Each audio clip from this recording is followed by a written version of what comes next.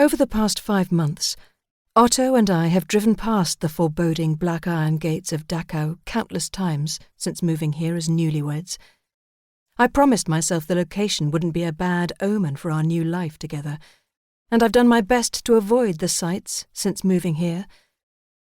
But this morning, sitting here now in front of this dismal spot, there's nowhere else to look. The gates are within a stone's throw, and though the air is hot and humid, a chill scurries up my arms like a spooked spider. Raindrops dribble down the iron rods, drawing my attention to a pattern melded into the bars, or is it 2 patterns? An optical illusion, perhaps, depending on the perspective.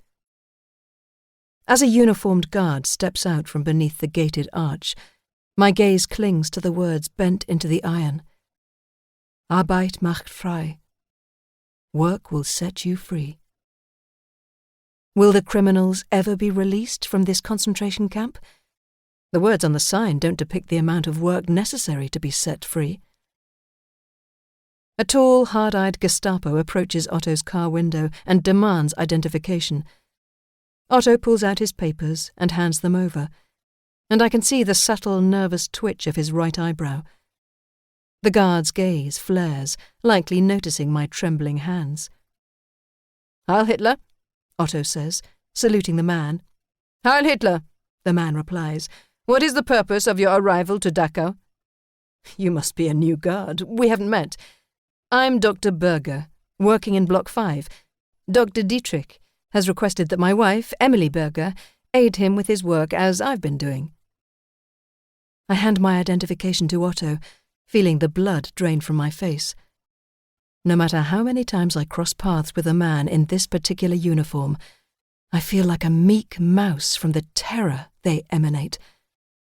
Can they see through me and read my thoughts? He pivots on his heels, taking a couple of steps toward the cement-arched wall over us, and pulls a hanging clipboard off a protruding nail. He draws his finger down the center, studying it intently. "Dr. and Frau Berger," he states, handing our identifications back to Otto. The guard steps back from the car and unlatches the gates for us to continue through. The way he referred to us made us sound much older than 22. I shouldn't be surprised to see SS officers and more Gestapo scattered around the open gravel area. The number of convicts lined in rows or walking in groups is astounding. How could there be so many criminals? As if this place isn't dreary enough, the inmates are soaked, with ragged garbs hanging from their shoulders. Of course, the SS and Gestapo have proper head covers and trench coats to keep them dry. We arrive at a row of cars between 2 buildings, and my stomach tightens, knowing this is where we get out and walk amongst the crowded compound. I regret agreeing to this idea. I ought to have taken Otto's advice and stayed away from a conversation I shouldn't have been a part of, but it's too late to change my mind now. Otto opens my car door and props open an umbrella to shield me from the rain, then takes my hand, his grip tight, as if I might change my mind and run back home. He wouldn't be wrong. If I could, I would. I can't shake off the restless apprehension. To keep listening to this audiobook, I've left you a link in the description so you can do it, at no cost thanks to Audible's 30-day free trial.